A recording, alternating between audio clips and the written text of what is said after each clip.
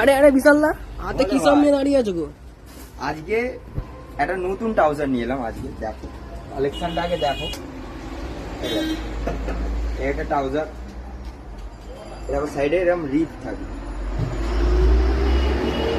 এর কালার তোমরা পেয়ে যাবে গ্রিন কালার, একদম super super colour, super colour.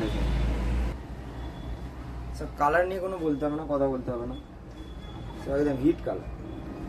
ব্লুর মধ্যে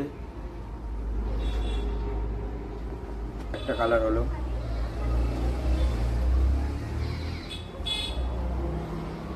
তো জানোই তোমরা ব্ল্যাক নিয়ে কোনো কথা বলতে হবে না। এই দেখো এই একটা রিপ,